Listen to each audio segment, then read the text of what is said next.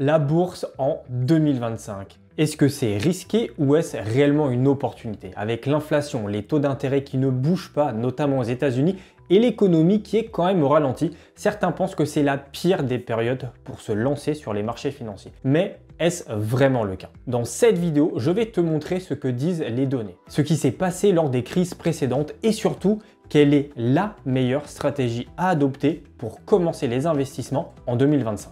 Avant de passer à ce premier chapitre, pense à l'abonnement, à activer la cloche parce que je suis tous les jours en live, également à laisser un commentaire sur cette vidéo et le pouce bleu, comme d'habitude, ça permet de faire grossir la communauté. Pour ce premier chapitre, le contexte économique en 2025. Quels sont les facteurs qui influent sur les marchés actuellement? L'inflation et les taux d'intérêt, ce sont les deux facteurs principaux qui vont influer sur le marché, et notamment aux États-Unis. Après des hausses agressives en 2022 et en 2023, la question est, les banques centrales vont-elles continuer de serrer la vis ou tout simplement commencer à relâcher la pression avec les taux d'intérêt? On l'a vu au niveau de la BCE, ils ont très vite relâché la pression sur les taux d'intérêt, contrairement à la Fed avec Jérôme Powell qui continue de ne rien lâcher malheureusement. Ensuite, les marchés financiers, il faut savoir quelque chose, c'est que ça anticipe toujours l'avenir. Si les taux baissent d'ici fin 2025, le rallye boursier pourrait notamment commencer dès maintenant. Donc c'est quelque chose qu'il faut prendre en ligne de compte. Ensuite, les deux facteurs qui sont également importants, c'est la croissance économique et la récession. La récession, on en a vachement entendu parler ces derniers temps, notamment à Wall Street aux États-Unis, parce qu'il y a eu une énorme crainte d'une peur d'une récession qui n'est d'ailleurs toujours pas écartée. Étant donné que la Fed ne baisse toujours pas ses taux d'intérêt, certaines économies ralentissent, notamment aux États-Unis. Adossé à tout ça, la politique commerciale très agressive de Donald Trump fait que aujourd'hui l'inflation est en train d'augmenter aux États-Unis, ce qui n'est pas une très bonne chose pour la consommation des ménages et donc répercussions directes sur les marchés financiers. Par contre, et ça à la grande surprise, l'Europe résiste plutôt bien aux différentes fluctuations et contextes géopolitiques, grâce à une consommation solide et un marché du travail qui reste assez dynamique malgré la conjoncture. Ce qu'on voit généralement dans l'histoire, c'est que la bourse réagit avant l'économie. Ralentissement économique ne signifie pas forcément un krach ou une récession, car les marchés anticipent toujours la reprise avant même qu'elle soit visible directement sur les marchés. Comme je le disais, les marchés financiers, ils essayent toujours de prévoir l'avenir, même s'ils n'ont pas de boule de cristal. Maintenant, on va parler du contexte géopolitique. Actuellement, il y a toujours la guerre en Ukraine, même si Donald Trump, Vladimir Poutine et également Volodymyr Zelensky essayent de trouver un terrain d'entente pour signer un accord de paix. En revanche, aujourd'hui, on n'en est absolument pas encore arrivé à une signature de tous les partis. Donc, ce qui rend encore une nouvelle fois les marchés assez volatiles. Mais les investisseurs ont appris à vivre avec ces incertitudes et sur le long terme, les conflits ont rarement empêché les marchés financiers de progresser. Exemple, pendant la guerre froide, le marché américain a explosé malgré les incertitudes politiques. Donc, en espérant que ça puisse faire de même avec la situation dans laquelle on se retrouve actuellement. Pour conclure sur ce premier chapitre qui est quand même assez important, ça permet de poser le contexte, de savoir si oui ou non 2025 est une bonne période pour investir sur les marchés financiers. Il y a toujours des incertitudes en bourse, mais ce qui compte, c'est la vision long terme. Ceux qui paniquent et sortent du marché ratent souvent les meilleures opportunités. Ayez toujours une vision long terme quand vous commencez les investissements sur les marchés financiers. Pour ce deuxième chapitre, que nous dit l'histoire?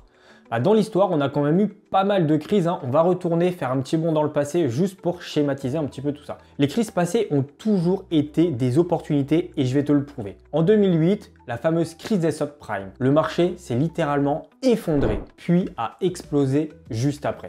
Ceux qui ont investi à ce moment-là ont fait une performance de plus de 400% sur le S&P 500 en à peine 10 ans. Donc 2008 jusqu'à 2018, 400%. Il faut vraiment s'en rendre compte.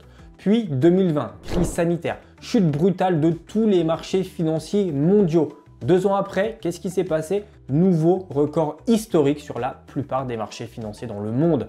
Exemple, le S&P 500 en 2020, il a fait un bon moins 30%, puis plus de 100% 18 mois après. C'est quelque chose qui est extraordinaire et 18 mois, c'est relativement court comme type d'investissement, notamment sur les marchés financiers. Les marchés financiers, dans tous les cas, montent toujours à long terme. Garde ça vraiment à l'esprit. 100 € investis sur un S&P 500 en 1990 valent aujourd'hui plus de 2000 €. Malgré toutes les crises que nous avons traversées, le marché suit une tendance haussière sur le long terme. Donc au final, pour conclure, le timing parfait n'existe pas et ça je pense que tu le sais. Mais le marché récompense toujours ceux qui investissent sur du long terme. Aujourd'hui, quand tu te lances sur les marchés financiers est systématiquement une vision long terme. Surtout que les marchés fluctuent énormément en ce moment avec la situation géopolitique et le contexte économique actuel. Pense long terme et tu verras, tu ne seras absolument pas déçu. Pour ce troisième chapitre, et je pense le chapitre qui est extrêmement attendu, comment investir de manière intelligente en 2025. Je vais te partager 3 stratégies que tu vas pouvoir mettre en place et les 3 stratégies sont complémentaires. La première stratégie, et tu la connais parce que j'en parle très régulièrement, c'est investir de manière régulière avec cette fameuse méthode DCA. Comme tu le sais, tu ne peux pas timer parfaitement le bon moment pour acheter tel ETF ou telle action. Donc, n'essaye pas tout simplement de timer le marché, mais investis à un moment fixe chaque mois. Ça, en fait, ça va te permettre tout simplement de lisser ton prix d'achat et de réduire aussi ton stress lié aux différentes fluctuations qu'on peut traverser actuellement. Le fait d'investir de manière régulière, soit par semaine, soit par mois, va te permettre d'obtenir une courbe relativement lisse et de gommer toutes les grosses fluctuations qu'on peut connaître en une seule et même journée, car tu vas systématiquement racheter à un nouveau prix, donc ton prix de revient unitaire va être lissé sur une année complète. Donc ça, c'est la stratégie à adopter, surtout si tu débutes sur les marchés financiers. Pour ma deuxième stratégie, essaye de privilégier les ETF si tu débutes sur les marchés financiers. Et surtout, diversifie bien tes ETF. Je vois trop de doublons quand je réagis à vos investissements. MSCI World avec un S&P 500, je suis désolé, c'est un pur doublon, donc évitez ça parce que sinon ton portefeuille n'est absolument pas diversifié. Je vais te donner quelques ETF à privilégier en 2025 si tu veux te créer un portefeuille diversifié. Et aussi, à savoir que l'ETF c'est un très bon moyen d'investir à moindre risque parce que tu investis sur plein d'entreprises en même temps. L'un des ETF à privilégier en 2025, tu l'aurais deviné, c'est le S&P 500, surtout avec la chute qu'on a connue actuellement. Le BNP Paribas tourne aux alentours de 25 €, donc très abordable. Tu as également un MSCI World qui est intéressant, mais à ne pas adosser avec un S&P 500, attention. Ensuite, tu as l'Eurostoxx 600, donc c'est les 600 plus grosses capitalisations européennes qui fonctionnent particulièrement bien aussi. Donc, pour diversifier, ça reste très intéressant. Tu peux également t'orienter sur les pays émergents qui fonctionnent plutôt pas mal en ce moment. Et puis, pour finir, tu peux aussi aller directement sur des ETF de niche comme l'or, l'eau, Asie-Pacifique. J'ai fait des vidéos sur ce sujet, donc je te mets juste ici ma vidéo sur tous les ETF que je recommande. Et pour la troisième stratégie, c'est pas vraiment une stratégie, mais je le redis quand même parce que j'ai l'impression qu'il y a beaucoup de gens qui n'investissent pas avec un PEA.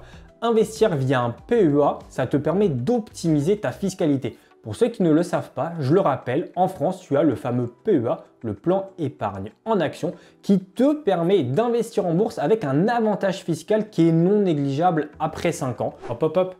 Ça y est, tu te dis que c'est le bon moment pour investir sur les marchés financiers et tu as envie de te lancer. Je travaille avec 2 partenaires majeurs, c'est Trade Republic et Fortuneo.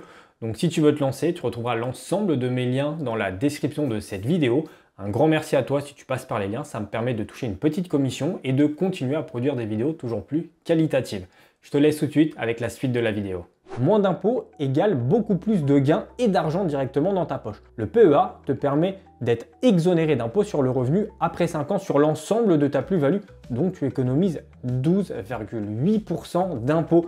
C'est non négligeable, même si la performance sera la même si tu achètes tel ETF ou telle action sur un compte REIT ou sur un PEA, indirectement, tu auras plus de rentabilité sur un PEA que sur un CTO, étant donné que tu as moins de charges fiscales. Donc pour toute action française ou européenne ou ETF éligible sur le PEA, moi, je vous invite fortement à privilégier plutôt le PEA que le compte titre. Pour conclure sur ce troisième chapitre, investir en 2025, ce n'est pas qu'une question de timing parfait, mais de stratégie intelligente à mettre en place.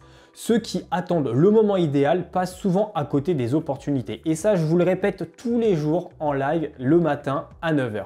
Les amis, privilégiez surtout la durée plutôt que d'essayer de choper le meilleur prix sur tel ETF ou telle action. Ayez toujours une vision long terme sur vos investissements, surtout quand vous commencez à investir. Quand tu commences à investir, détermine-toi un budget d'épargne mensuel, une vision aussi et surtout, quelle est la stratégie que tu vas mettre en place? Une stratégie long terme, court terme, passive, ETF, full action, une combinaison des deux. Est-ce que tu veux un portefeuille qui te verse plutôt du rendement avec des actions à dividendes plus des ETF qui te versent des dividendes?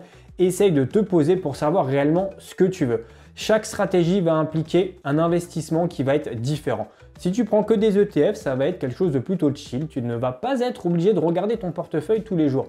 En revanche, si tu choisis plutôt quelque chose d'agressif avec des actions, et bien là, malheureusement ou pas, tu vas devoir te concentrer davantage sur tes investissements, regarder l'actualité et suivre avec assiduité les résultats des entreprises. Chaque stratégie a ses avantages et ses inconvénients, d'où le fait qu'il faut que tu te poses pour trouver ta stratégie qui va te correspondre et surtout correspondre à ton profil investisseur. Pour conclure sur cette vidéo, alors, faut-il investir en 2025 ? La réponse est bien entendu oui, mais de manière intelligente. Pose-toi avant de te lancer sur les marchés financiers pour définir la stratégie qui va te correspondre et surtout correspondre à ton profil investisseur. C'est le plus important. Ne te lance pas sur les marchés financiers si tu n'as pas de stratégie, car c'est sûr et certain que tu vas faire des erreurs et malheureusement perdre de l'argent. Donc évite de faire ça. Si tu as aimé cette vidéo, pense à t'abonner, pense à liker et à me partager ta stratégie si tu en as déjà une dans les commentaires. Et en même temps, est-ce que tu investis déjà ou aujourd'hui tu es encore hésitant à te lancer sur les marchés financiers? Partage-moi tout ça en commentaire et aussi si tu le souhaites, tu peux rejoindre le Discord communautaire. Tu retrouveras tous les liens directement dans la description et on va pouvoir t'aider à y voir un petit peu plus clair sur les investissements. Merci à toi, c'était Anto Conseil et je te dis à la semaine prochaine pour une nouvelle vidéo. Ciao.